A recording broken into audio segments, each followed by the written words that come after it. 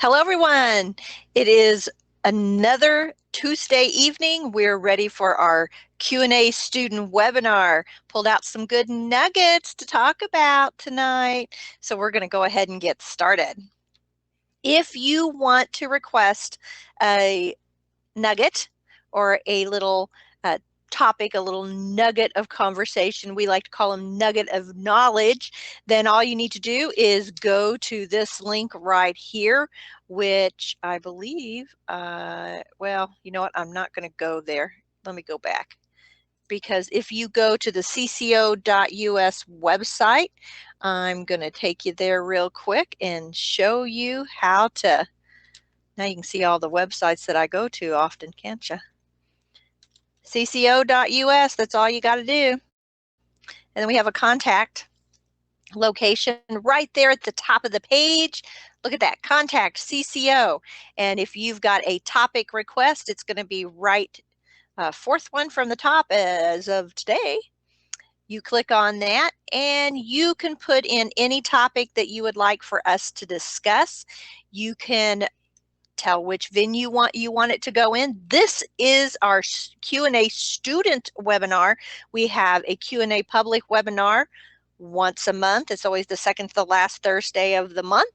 And we also have our club webinars, which is only for our club members, the CCO club members. So you just put in here what the topic is that you want. If you don't know where you want it to be placed, what venue, you don't have to. You can submit it and we'll decide for you. We've been doing this so long, we are a pretty good study of where it will be effective. So that's all you have to do if you have a topic request. And tonight with the student webinar, our first topic is how do I code for documented diabetes 1.5? Very interesting topic. So the other day I was doing a webinar on diabetes. It was the pearls that we have, another pearl of wisdom, pearl of knowledge. And someone had mentioned, hey, what about diabetes 1.5? And I thought, what? And at first I thought they were kidding, but they weren't. So I went and I looked it up. I mean, and quite honestly, I'm pretty savvy about diabetes. I thought I knew the ins and outs of diabetes. But there is a type of diabetes that is making some headway. It came out in 1993 when they first kind of announced it or started talking about it. And this type of diabetes is latent autoimmune diabetes in adults. All right, 1993. So this isn't that new. Again, I've been doing this for a long time, and I thought for sure I knew the ins and outs, but this one I had not heard of. Well, the reason I had not heard of it is because it's not technically a diagnosis that can be coded.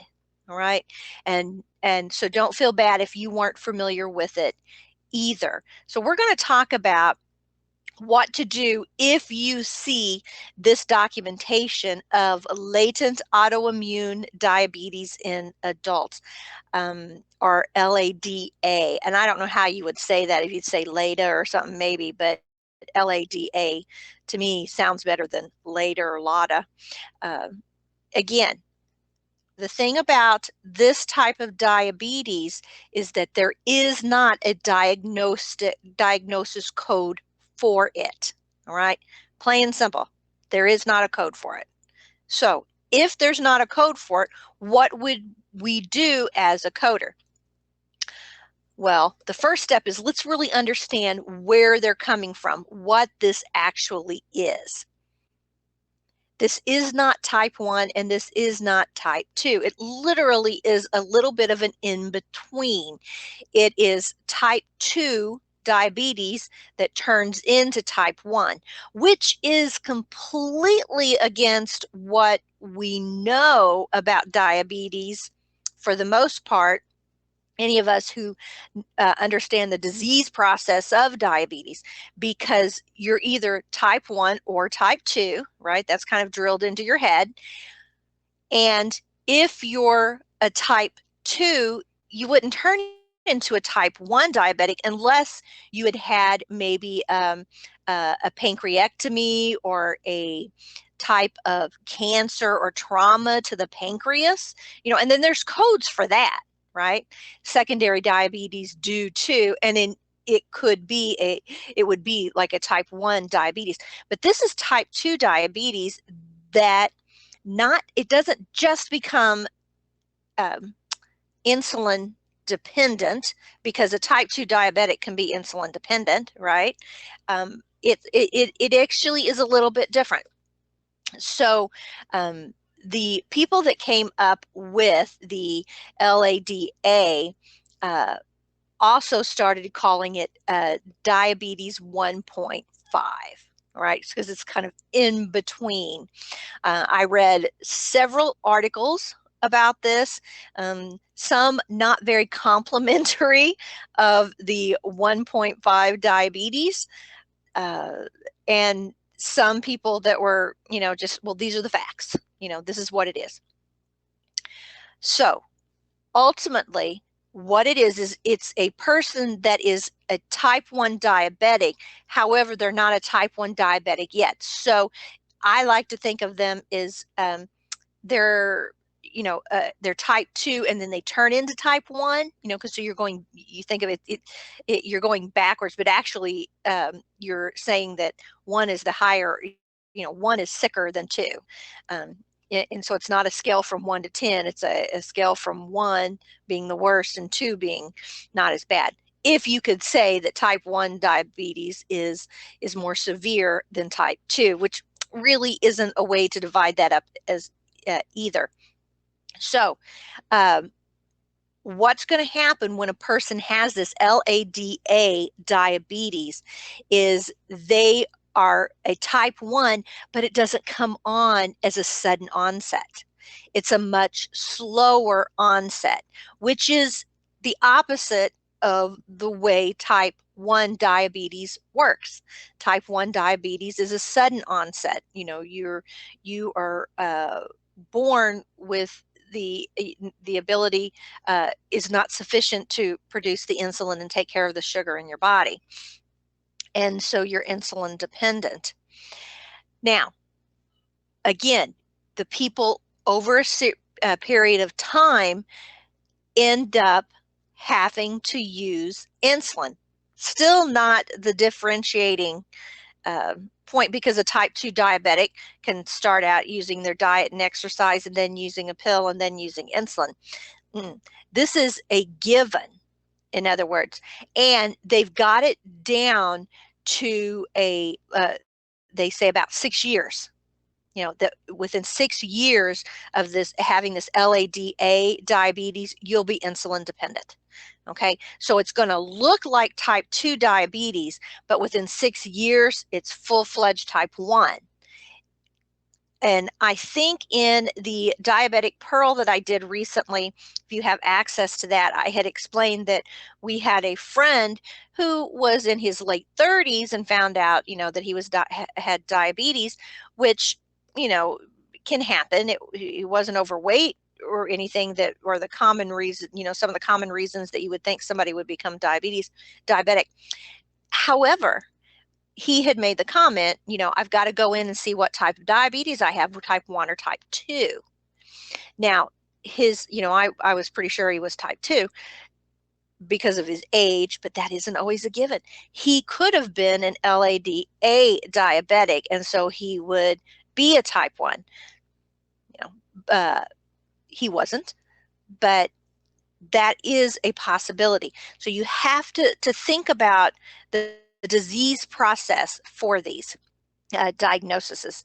One of the things that they stated in everything that I had read in researching this as well was that it works just like any other diabetes, the type 1 or type 2. You have the excessive thirst, so they're drinking a lot, and then they're going to the bathroom a lot, and it's not because they're drinking so much, and that's usually what they think. Is like, oh, I've been so thirsty, and so I'm in and out of the bathroom all the time. No, it's because your body isn't processing the sugars efficiently. And often another one of the signs was blurry vision. So the typical things, but you don't usually get blurry vision with type 2 diabetes unless it's been a while. This great graphic came out in, let's see here, it was Mira MD, and they explained it very well with this graphic. So if you're type 1 diabetic, when is it going to show up? Children to young adults, right? It doesn't take very long before you start having the signs and symptoms of what's going on. And then when are you going to start using insulin? Right away. It's rapid. Right away, you'll be on insulin. Is there the presence of autoantibodies? Yes, in a type 1. Okay, the body is fighting itself. Are you insulin dependent? Yes. So again, as soon as they diagnose you, you will be taking insulin. And are you insulin resistant? No. Okay, and then let's look at the other extreme, type 2. Usually the onset is older, but younger adults can be a type 2 as well. The progression for insulin dependence is slow, right? So when you're diagnosed as a type 2 diabetic, they usually don't start you out on insulin. Mind you, we are not talking about gestational diabetes. That's something completely different. All right. So, there's a possibility that you could start out on insulin as a gestational diabetic, but we're talking type 2. Are they going to start you? Probably not. They're going to try other things first. And then, is there the presence of autoantibodies? No, there's not. Because if there were, you would be type 1, right? And then insulin dependent, it doesn't happen, if at all. Okay, you may not be on insulin. And then, are you insulin resistant? Yes. So how does the LADA factor in there? It happens to adults. Children don't get this. And is it the progression of insulin dependence is latent? All right. Because it states it's latent usually is in reference to pre-diabetes. So you can't go in and look at a code for latent diabetes. That means it's going to turn into that, but it's not there yet. It's a slow process. Okay, if you see latent and you go look that up in the code, it'll say pre-diabetes. LADA is not latent diabetes. That's a completely different code. All right. Is there the presence of autoantibodies? Yes. Well, the problem is that if you have this, you are type 1. So now you've got to catch 22. Latent is type 2 or pre-diabetes, right? You're not diabetic, or you've got type 2. And then when you have the antibodies, the autoimmune, you are type 1. So where do they put these guys that you have, these two? They are right in the middle, in other words. And are they insulin dependent? Usually within 6 years. They're saying as an average. They're saying 5 to 10, but usually 6. Most of the documentation and the stuff that I had read said, 6. You're looking at 6 years before. If you're not on insulin, you're going to be on insulin within 6 years. And some are insulin resistant.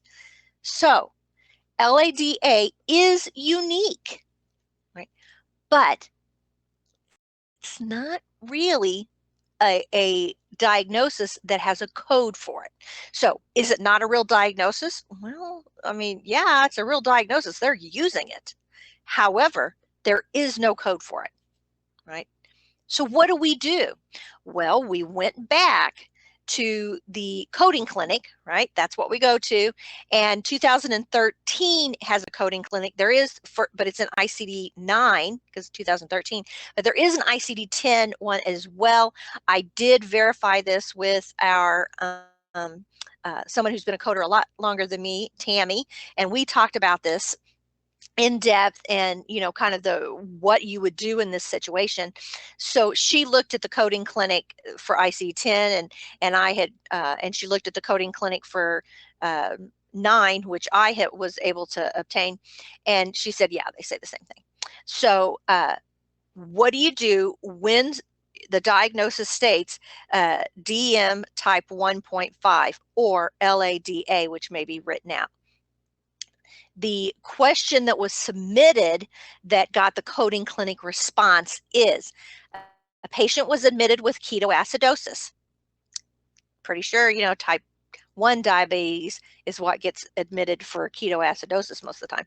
Okay, and the attending physician documented that he was unable to determine whether the patient is type 1 or type 1.5, meaning, see, there's some of those things. He had the antibiotics and the latency. You know, where do I put this patient? We have received advice that if a physician does not indicate whether the diabetes is type 1 or type 2, it should be classified as 250.00, which was ICD-9, which is the equivalent to that in 10 is E11.9. That's type 2 diabetes, because when you have diabetes without mention of a complication and it doesn't state that it's type 2, it's unspecified, it's not stated as uncontrolled, because uncontrolled we had in ICD-9, then, you know, you default what? To type 2. It's unspecified.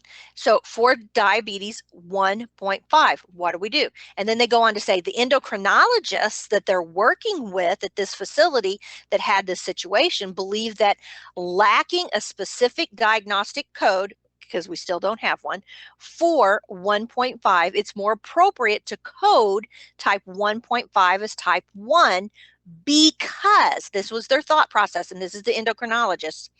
It's clearly not type 2, and the patient does not have an autoimmune component to their diabetes. Okay? What is the appropriate assignment for 1.5? So coding clinic went in and looked at that. So the endocrinologists at this particular facility that had this come up, and the coders are saying, what do we do? You know, they're saying, hey, we think it should be type 1. But the coding clinic says for ICD-9, and we just substitute with that with the ICD-10 because it reads the same in the other coding clinic. It doesn't currently recognize 1.5. There is not a code for it. Okay, we understand that. So you have to ask the provider. You're going to query the provider, and you're going to let them know there is not a code for LADA. So does this patient have type 1 or type 2 diabetes? You know, that's the only choices that I have, except for, you know, you have the other, which isn't applicable. You think, oh, we could do the other. Now it's not applicable. That's not in the right context. So if the physician does not say type 1, definitely type 1, then you're going to code type 2. That's the default code for unspecified, or that there's not a code for it. So that is going to be in ICD-10 E11.9. And of course, I quoted this as the coding clinic, so that's why the 250.00 is there, but that is equivalent to E11.9. So DM type 2 or unspecified, not stated as uncontrolled, etc., etc., you're going to use the default code, is what the coding clinic tells you. So today, a DM 1.5 is going to be stated as a type 2 diabetic, all right, in the coding. Now, knowing that, don't just automatically make it type 2, all right? When you see LADA diabetes for your patient, and you need to query the doctor, that's what it tells you to do. The first step is to go back, query the doctor, and state, you know, there is not a code for type 1.5 or LADA. And so therefore, you know, which diabetes are you classifying this patient as? Your options are, and then you can say E11.9 or E10.9. Okay. And then he can make the decision. It's up to him, not us. Now, if he comes back and tells you, no, it's, LADA, I'm not changing it, this is what it is, it's DM 1.5, then the guidelines tell us we default to type 2, right? But if he states it's type 2, we're going to go with type 2, then you E11.9. But he also could say it's type 1. Okay. And so you could have a scenario where he is a type 1 diabetic and is not on insulin because of that situation. Very interesting, right? Really throws a wrench in what we're thinking. Will they come up with a code for that eventually? Yes, probably. They usually do. When it would happen, we don't know. But they have a specific statement, LADA. We understand the progression, and I'm sure they're studying it and stuff. And I am going to assume, don't assume too much, that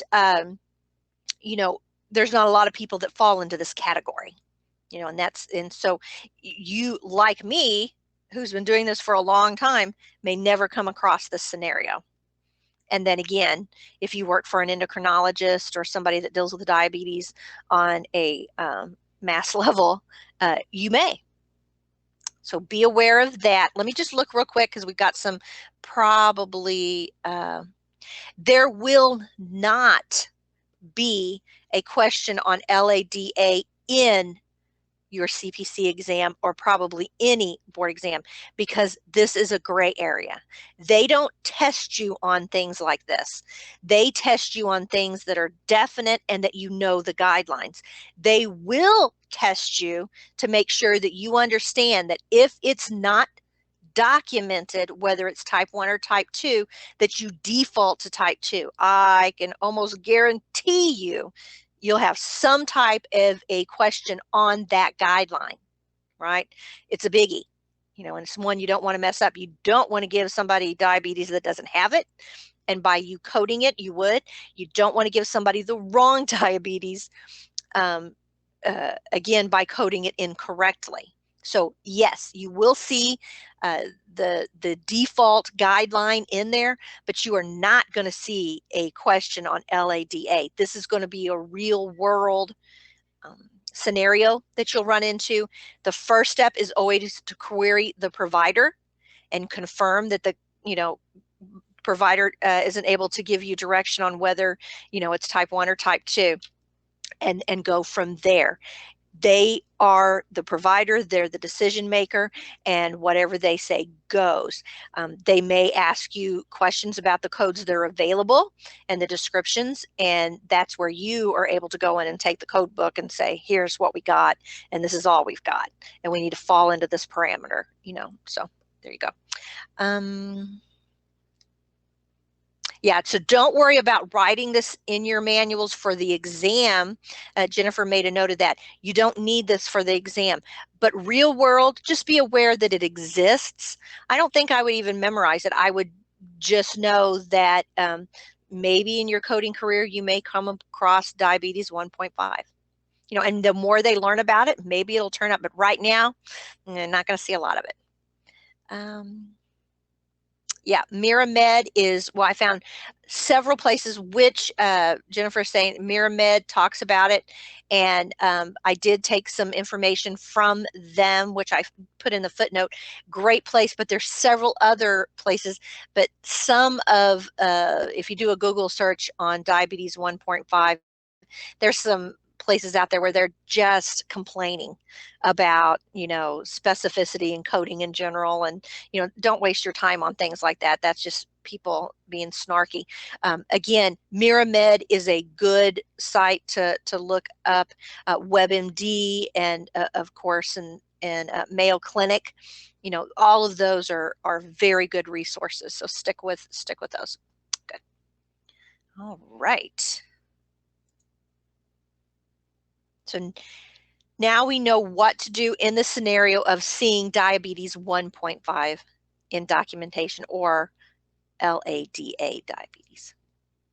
Moving right along, we had a excellent risk adjustment question come in. So of course I jumped on that nugget, right? Because I love that topic. It came in recently, and the question was, for HCC coding, which we don't really call it HCC coding, call it risk adjustment coding. What are we coding in risk adjustment? We're capturing HCCs. Do you code every date of service even if there were no chronic diagnoses? Very good question. And I've got some help for you there. This was a good one. So again, the question was, for HCC coding, do you code every date of service even if there were no chronic diagnoses? The first thing you need to know about risk adjustment and trying to capture HCCs is that you are doing a retrospective audit. You're looking at a previous year's worth of documentation, right? And just a little highlight here for our students, and because I get asked this a lot, for our students who are getting ready to take the CRC, which is the AAPC's credential for risk adjustment coders, the specialists in risk adjustment. And you'll see I have that credential. I love risk adjustment. You will be tested on the guidelines and the year of the coding when you take the test. So whatever year you're in, that's the year that if they put dates in the documentation and everything, that's the year you're going to be coding for in the guidelines. Now, why do I tell you that? Well, because risk adjustment work is always on the previous year. And so, and that's kind of drilled into your head. It's like, okay, if you're in, 2017, you'll be coding for 2016. If you're in 2018, you'll be coding for 2017. If you're in 2019, 2018 is the charts and encounters you'll be looking at. So you'll be using the guidelines that are applicable. This really is not a problem, but it did get confusing when we went from ICD-9 to ICD-10, right? Because we were, everybody else started coding in ICD-10, and yet the risk adjustment coders were still coding in ICD-9 because they were doing a previous year's worth of encounters and documentation. So the 2016, the ICD-9, that's the charts that were applicable, 2015. So from 2017 on, they've caught up and will be coding in ICD-10 with the ICD-10 guidelines. Now, another thing to mention about the guidelines before we get into the data service, just as an extra little bonus here, is that between 2016 and 2017, some of the ICD-10 guidelines that were, again, mainstream, common, hardcore guidelines that they drilled into your head for diagnosis coding changed. And one is that was with the causal effects and the word with versus and. All right. So without getting into that, you have to remember that if you were coding for 2016 charts, that causal effect did not apply. If it said and, you did not code it. It was two separate codes versus a combo code that you would code in ICD-10 for 2017, right? So that confused people a little bit. So the data service really is important, but if you're testing, you're taking a test for the credential, you're going to use the guidelines for the year that you're testing. They're going to say, are you you're aware that you're coding for a previous year, but in the test, you're coding for the year you're in, okay? So that being said, don't let that confuse you. Date of service, what should we do, right? So again, you're always doing a previous year unless your preparing charts and encounters and doing pre-audits to get them ready for the MA plans, et cetera, et cetera. So if you're working for a doctor or you're working for a physician group or even a hospital, you may be looking at this year's, prepping it so that the risk adjustment coders can code for it for the previous year. Okay, data service is very important. The data service has to be on every encounter, or you can't collect those HCCs if you do find them, right? Very important. Again, data service. Got to know about the data service. Well, when you go in to do risk adjustment coding, often you're using an Excel spreadsheet. And so the easiest way for me to explain this was the spreadsheet, you know, will be given to you whether you're using a spreadsheet, whether you're writing it out in hand, or you're using a program that allows you to put the code in and the HCC and the date and all the information, and then you can just send it to CMS on its own. You know, you could be doing that, or and I've done all three in 1 week's period of time working for an MA plan, because you never know whether it's a glitch with the system or, you know, the spreadsheets. I think we mention a lot of time when people ask us about risk adjustment coding, what else should I know? Is there anything else? Yeah, no Excel. In fact, I had to take an Excel test just to get the job. You know, so it's because they didn't want to waste their time teaching someone Excel when they're going to be so busy teaching you their rules and compliance information for their MA plan. So this is what it looks like on a spreadsheet. If you had a patient, you never use the patient's name when you collected data on them. Right? They were a number. Now, of course, you had the name, right? So you could say it's Mrs. Green, and you would see that on the documentation. But whenever you put it on a spreadsheet, it was always an ID number. So I just picked PS 43556. So we'll say that's Mrs. Green. And we're doing we're going over 2016 charts, and we found 2 encounters. All right. The first encounter is January the 1st, 2016. Now, the next field is going to be any codes that carry an HCC, a chronic condition. Then the next field will be the HCC itself. And the last field is whether it has an error and omission code. Okay, error and omission. Now, there's standard error and omission codes out there, but different MA plans, whoever your employer uses, may tweak them and use some and not use others. These I wrote them out, so I'll show you what they were. But with this, and let's look at what we've got. So we've got one date of service, January 1st. Then we have another date of service, which is 2/15. All right. Then we have, instead of a third date of service, we actually have two diagnostic entries for one date of service. So in other words, we found 2 chronic conditions that carry an HCC on 2/15, right? They very seldom, you wouldn't write like E11.40, comma I10. You wouldn't do that. You would, a new line for each diagnosis, right? Because each diagnosis stands alone. You just repeat the date and the patient's number.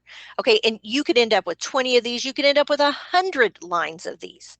You can imagine if, you know, how that would work. But for 2/15, we found that the patient has E11.40, which is diabetes with neuropathy, I think, and that carries an 18. Okay, so it's the HCC for that is a complication. It would be an 18. If they just had E11.9 standard type 2 diabetes, it would be a 19. All right.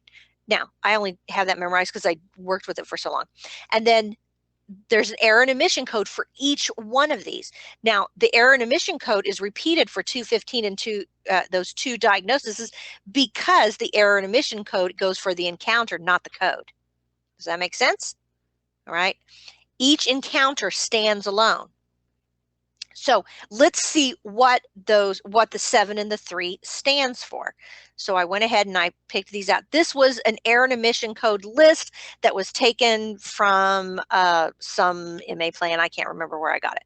Maybe, I don't even think I bookmarked it, but they're pretty standard. So the EO code for a 2, and then this was from an audit. So they said they found this error or omission 13 times when we did our audit, and that is no provider signature on encounter. Bad, right? Okay, so you can't collect that code. 3, we saw that, right? 2 times it happened, provider signature does not meet the CMS guidelines, meaning it's not a valid e-signature. Now, there is also an error and omission code for a stamp, which can't be used. It can't, it's got to be either a handwritten signature or an e-signature. And the e-signatures have specific guidelines. And then 4, look, 139 encounters, a progress note is illegible or partially illegible. Well, this happened a lot when we had handwritten notes. You don't see those as much anymore because we have to be electronic now, right? We're required to be electronic, but there's still progress notes that are handwritten in hospital encounters. So you really have to know your abbreviations. You need to be able to read all types of documentation, whether it's handwritten or not. So they're saying on this particular audit that they did that there was 139 instances. Then 5 was no data service on encounter. Whoa, okay, and a 7 was no HCC on encounter. And there's like 20 of these error and omission codes. You don't have to have them memorized. You tend to get them memorized because you use them so often when you're a risk adjustment coder. Don't memorize them because some MA plans will use different ones, okay? Some that are particular to them have a meaning for them. Just be aware that you would use an error and omission code and what an error and omission code. So our 7, right, is no HCC on this encounter, and a 3 was provider signature does not meet CMS guidelines. So maybe it's an invalid e-signature, okay? And so what is that 7? By there being nothing in these 2 fields, then we know why. Because on 1-1, that patient did a face-to-face visit with an approved CMS provider or HHS provider, and yet there was no coding that carried an HCC. Now, that doesn't mean there wasn't diagnosis codes. It means there's no chronic condition. So what if the person came in to have cerumen cleaned out of their ears? Okay, right? Well, that's not going to carry an HCC. And are they going to mention that the person has hypertension and, this neuropathy, a diabetic neuropathy? No, probably not. This is kind of an in and out thing. It would be great if they did. We would like for them to as risk adjustment coders, but, that's not what they were being seen for. And so the error and omission code states, so do you code for a data service with no HCCs? Yes. You just put an error and omission. You have to log it. If they require you to, all right, or they may just say skip them. If it doesn't carry an HCC, don't even list it. Okay, so it's going to give you either or, right? But if they tell you, I want you to list every encounter, okay, and it depends what, who you work for. If you're working for a provider or a provider group or a hospital, they may say, list them all. I want to know how many of Mrs. Green's encounters last year that we didn't capture an HCC. There's something specific they're looking for, and they need to get into the habit of putting down chronic conditions every time. So they may have you list it. If you're working for an MA plan, they may not have you list it. If it doesn't carry an HCC, don't even, just skip it. Only do the encounters that carry an HCC. Okay, very good. And that's it. Any questions? Catherine, can't wait to do that. Oh my word, risk adjustment is so much fun. But of course, I am extremely biased. Okay. If you like diagnosis coding and the disease process, yeah, it's a great one. Jennifer, remedial RA question here. Is an MA plan a Medicare adjustment plan? Yes, it is, Jennifer. That is correct. MA plan stands for Medicare. Yeah, they are those the groups that you add on. You're part of an MA plan when you're in Medicare. Very good. Moving right along. I have a feeling tonight we'll be getting through these kind of quickly. These were pretty fun questions, but a little more simplistic, are easier to answer, I think, so, but I warned Boyd that if we get done early, it's, oh, heads up, we might get done early. But then again, I talk a lot. So the next question was regarding alcohol use codes. So the question said, when do we use alcohol use codes? And we have done a lot of training on alcohol use, abuse, and dependence. So we're not going to talk about that too much. The question that they're asking isn't that. So let's look at the question they asked. The alcohol-related disorders section in ICD-10 has a review. Yes, it does. It's C.5.B. So when you use those codes, the guidelines from F10.9 all the way to F16.9, all related to alcohol use, should only be assigned based on a provider's documentation, and that is correct. So you don't want to use one of these codes for use, abuse, and dependence unless it's documented, okay? The question that this person has, it says, but these codes are to be used only when the psychoactive substance use is associated with a mental or behavioral disorder and such a relationship is documented by the provider. Correct. All right. So I'll break that out for you, unpack it, and kind of put it in some layman's terms. And it says, having read section 3 and reporting additional diagnoses in the guidelines, blah, blah, blah, I believe the code for F10.99 would not be captured in this situation. What say you? Okay, what do you say?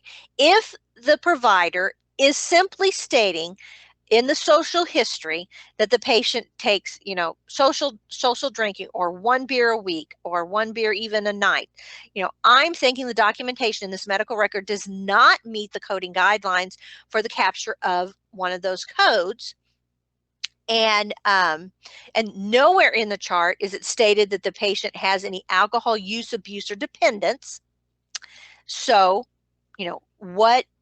there's no relationship there. So is he simply asking the question that we ask in taking a social history and documenting the reply that was received and the reason for the, because it doesn't apply to the reason for the visit for the disease and diagnosis which the patient has. Okay. I understand the question perfectly, and it gets confusing sometimes. Even if in the social history the patient states that, yes, I have a glass of wine every night. Okay. That could mean one thing to one person and another thing to another person. That's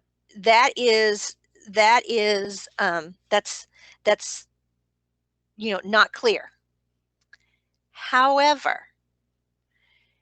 if a person has a condition like psoriasis of the liver, except, then there's more of a link. But in where this person is stating the social history, it says that they, use alcohol. We serve real wine in communion. So, every Sunday I get a shot of wine, so that's not what they're talking about. This person is very correct that an F code is in the mental aspect. I always think of F for funny farm, anything going on with the mental capacity of the patient, that's going to be the F code. And that's where use, abuse, and dependence falls, right? So here's the codes that we're looking at. If you look at the codes, F10 has to do with alcohol use, abuse, and dependence. All right, so they're going to be either F10.10, F10.20, or F10.9, and then there's a larger range for use. And the person would be thinking, okay, they stated that they had a beer every night after work, or they state that they had it once a week or whatever. That's alcohol use, right? Unspecified. That's alcohol use.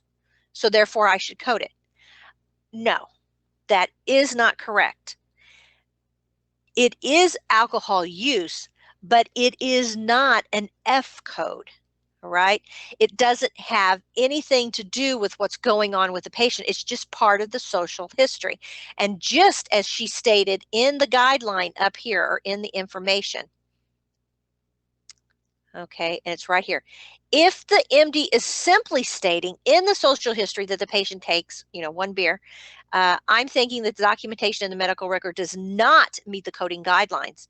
Correct. It doesn't meet the coding guidelines, because to meet the coding guidelines up here, these codes are to be used only when the psychoactive substance, the alcohol use, is associated with a mental or behavioral disorder, and such a relationship is documented by the provider. So if the doctor doesn't say anything about the person having one beer every night or every week, even if he says he has, 5 or 6 beers every night, or, a shot of whiskey, it doesn't matter. If he doesn't tie that in with something, again, we can't make that diagnosis. It's in the social history, but he has to state that it's use, abuse, or dependence. Okay, now the guidelines is there, and you'll see them say excludes one, alcohol abuse. If you're going to use F10.9, if it is related, that's what you're going to do. But when you look at this code, and I was going to bring up the find a code, I've got it here ready to go. We're going to look at F10.9, and we're going to look at the other codes. And I'm going to show you by looking at those why it's not applicable. Okay, so let's put in F10.9, and let's get a look at that code. Alcohol use unspecified. Yes, that's the code I want. So here is the code options. If it's an alcohol-related disorder, is having a beer every night a alcohol-related disorder? Not unless the provider says it is. It's not up to us to make that decision. And if it's only stated in the social history, then we can't make that decision. That's not our job. So let's say you want to look at it more in depth. F10.9 would be what was applicable, but here are our choices, and this is what drives home. It's not applicable because alcohol use unspecified with intoxication. No, intoxication wasn't mentioned, was it? So we can't use that one. Alcohol use unspecified with alcohol-induced mood disorder. No, they just have a beer every night. Let's see, with alcohol-induced psychotic disorder. No, that isn't applicable. Alcohol-induced persistent, I have to see what that is, a manic disorder. Let's see, alcohol-induced persisting dementia, or other induced disorders, or all these alcohol-induced disorders. There is no F10.9 code that's applicable. It isn't use, and it's definitely not abuse, and it's definitely not dependence, right? So there's no way we can get into this. So let's just look at with intoxication. Let's just pick one of these so that we can show you. Again, this is what it would look like in your manual. Again, there's your choices. Nope. Even if we go up, we can go up. Now we're getting into dependence. Nope, it's not dependence. Not 2, 0.2, 0.9. No, none of these are applicable. There's not a code for alcohol. Alcohol use has to be causing a problem for it to be applicable. Okay. Yeah, there is, you can go out to our YouTube channel, Medical Coding Cert, and find where we've talked about the difference between use, abuse, and dependence. And let me just, I think, let me just pull one of those out for you so you can see that. I'm going to do it over here, though, because I don't want you to see all of my funny little videos that I watch all the time. So I'm sure I'm somewhat logged in to that. So it's medical.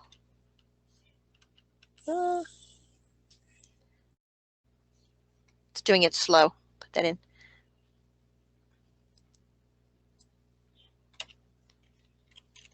Okay.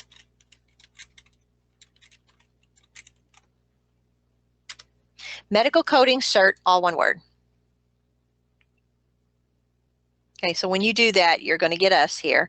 So go ahead and click on Medical Coding Cert. You can click on any of these, you can see. But click there. So we're going to bring that up. Now, if you haven't already done this, go ahead and subscribe, because every time Boyd puts out a new video, you know, or something, you're going to be alerted. Okay, so then let's put in alcohol and just see what comes up. Alcohol is one of those words I never could spell. Too many O's and too many L's. Mental health coding. That was way back in, that was 2 years ago. A year ago's IRF coding, inpatient rehabilitation, path and lab. Well, let's put in abuse. But that would go. Fraud and abuse. That was 2 years ago. Drug abuse versus drug dependence. Oh, here, coding alcohol. Chandra did one 7 months ago, coding alcohol and smoking dependence versus severe use disorder. That would be a good one to go look at. Right there. So again, I'm not going to start that because I don't want to mess it up, but then you can come in and you can look at all the information about what was talked about.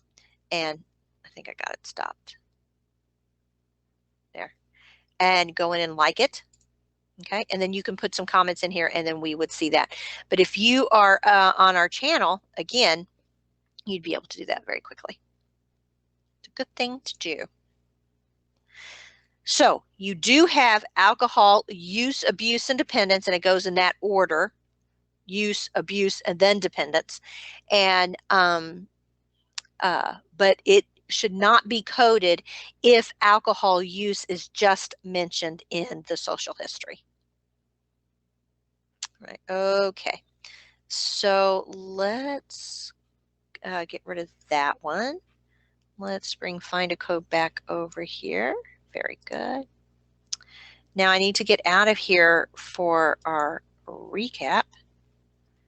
And real quick, questions that you may have. I did see something, and I did say something wrong, because Jennifer had asked Medicare adjustment plan. MA plan does not stand for Medicare adjustment, like I just said a little while ago. Forgive me, it is Medicare Advantage. Correct. So you had a hiccup in your brain, Jennifer, and so did I. I followed right behind your hiccup and said the wrong thing. So when we go back to that, know that MA plans are Medicare Advantage plans, not Medicare Adjustment Plan. Yeah, very good. It looks like Jennifer also said the CCO video from February 2017 on yep, substance abuse and everything. I think that's the one that we looked at. Medical coding cert. So let's put on there medical coding cert.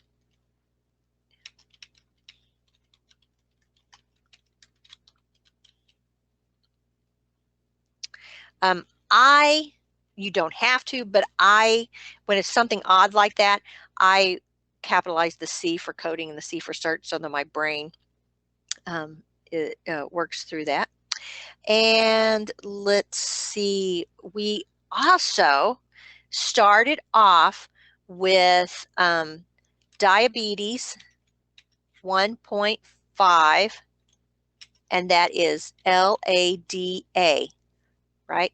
Latent autoimmune diabetes in adults, right?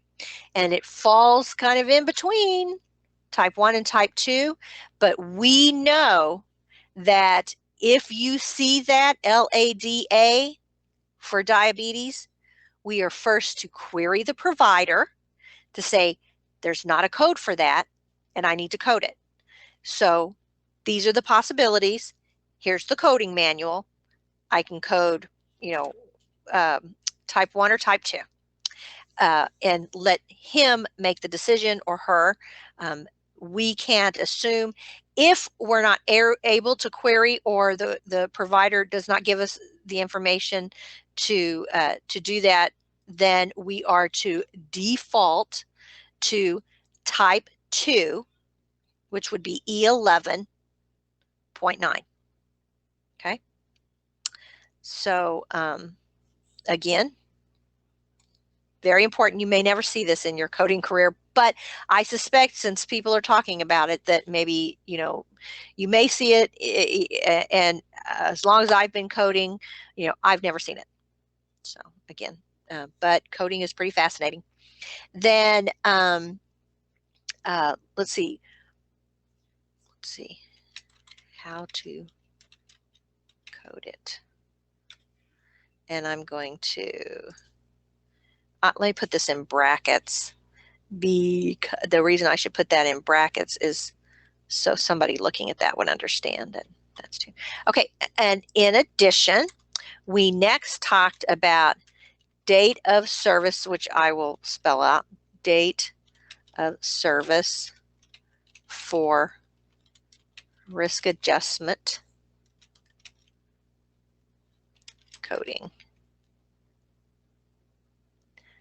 And then it was, oops, I didn't want to do that one. I wanted to do this one.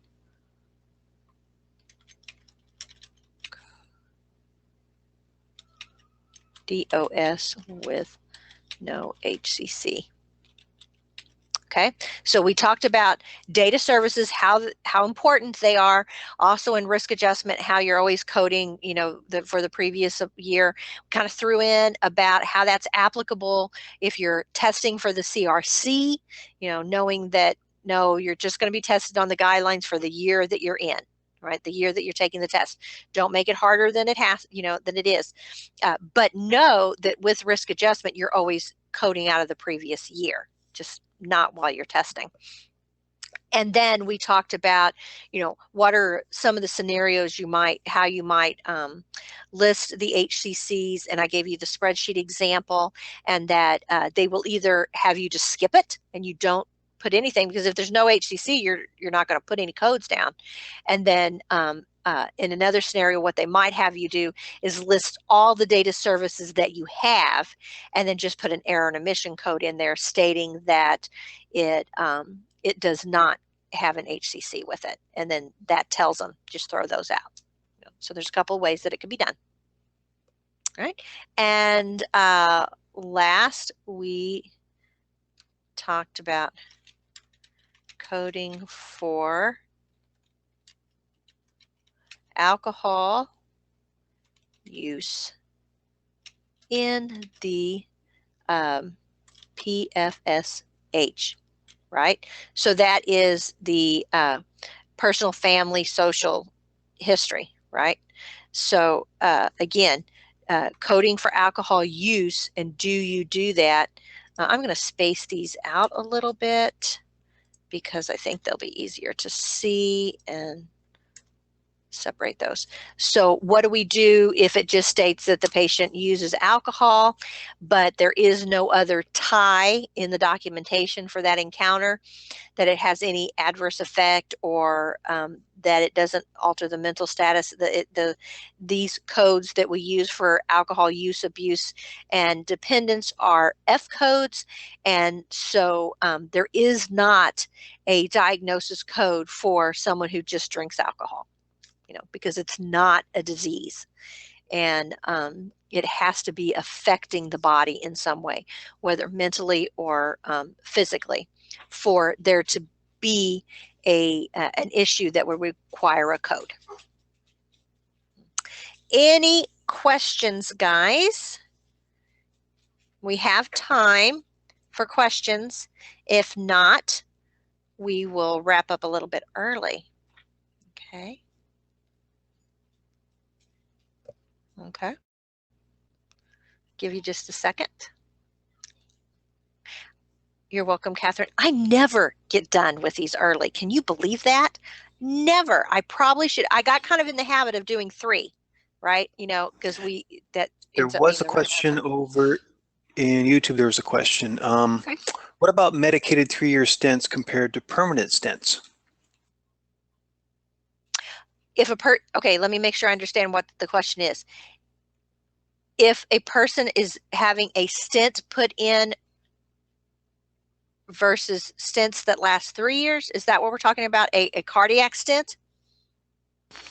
All it says is, what about medicated 3-year stents compared to permanent stents? That was about 15 minutes ago. Okay.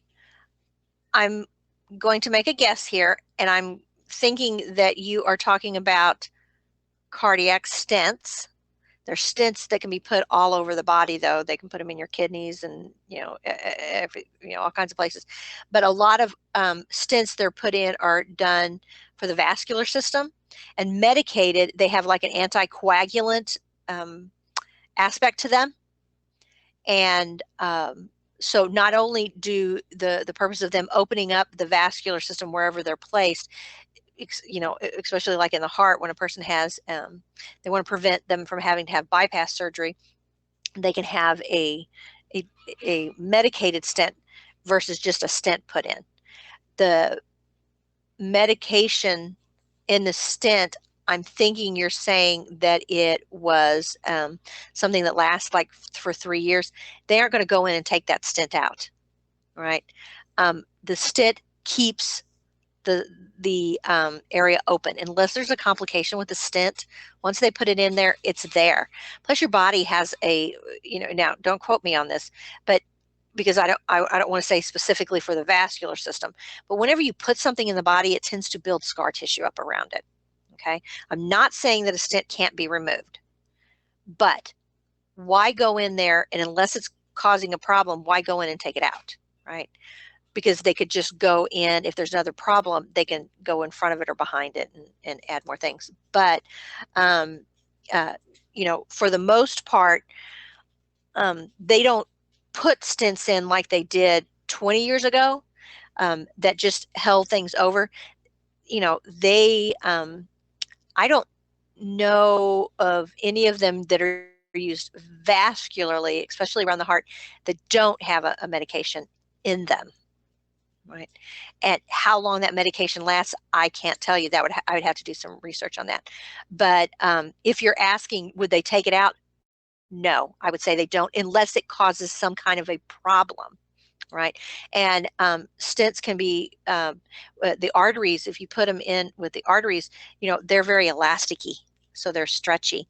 And so the stent is to keep something open so that there isn't a buildup of plaque, and then the medication will also prevent the coagulation. It'll thin the blood out when it goes through there. Let me see if anybody else. Catherine said, I think drug-eluting stent is same as regular stent as far as coding goes.